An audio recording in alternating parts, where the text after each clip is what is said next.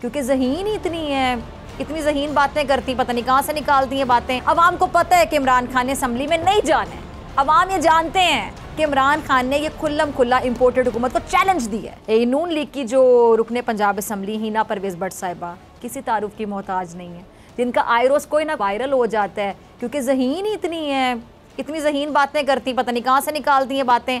अच्छा, वो अलग बात है कि वो बातें वायरल हो जाती हैं, लेकिन कुछ को इतना संजीदा इसलिए नहीं लेता क्योंकि शायद वो गैर सियासी होती हैं और सब इस पर चुप रहना ही मेरे ख्याल से पसंद करते हैं। हिना साहिबा जो बातें करती हैं, इनकी जहानत का भी एक अपना ही लेवल है। छोटी सोच और इतनी समझदारी की बात करने और समझने के लिए वाकई नून लीगी होना ज़रूरी है। मतलब एक तरफ इमरान खान 13 जमातों के तहादी टोले की चीखें निकलवा रहा है, अवाम को इलेक्शन से पहले ये बात बाकायदा बता रहा है बार बार कि उसकी स्ट्रैटेजी जो है वो क्या है। अवाम को पता है कि इमरान खान ने असम्बली में नहीं जाना है, अवाम ये जानते हैं कि इमरान खान ने ये खुल्लम खुल्ला इम्पोर्टेड हुकूमत को चैलेंज दी है।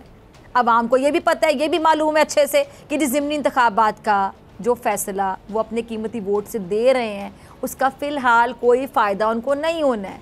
और पाकिस्तान के बाशऊर अवाम आज सियासत और करप्ट सियासतदानों को अच्छी तरह से चंगे से समझ चुके हैं, क्योंकि करप्ट, बेईमान, चोर, डाकुओं ने 75 सालों में जितना मुल्क को लूटा है और अवाम को बेवकूफ़ और पागल बनाया है, अवाम अब पागल बनते रहे, हमेशा नहीं बनेंगे अवाम अब पागल। अवाम में शऊर आ चुका है और सब जानते हैं कि किस में कितना दम है, कौन क्या बता रहा है और क्या इरादे हैं।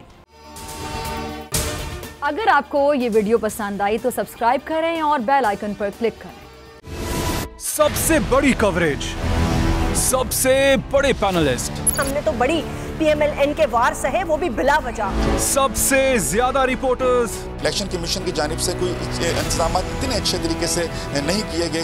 बोल की रिवायत, सबसे पहला नतीजा।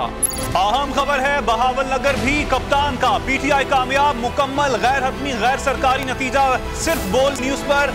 लम्हा बा लम्हा इलेक्शन की खबर सिर्फ बोल पर। सब्सक्राइब करें और बेल दबाएं ताकि कोई खबर रह न जाए।